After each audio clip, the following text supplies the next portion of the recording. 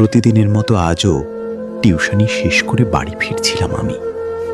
রাস্তা একই ছিল, কিন্তু ক্লান্তিটা যেন প্রতিদিন একটু একটু করে বেড়েই চলেছে।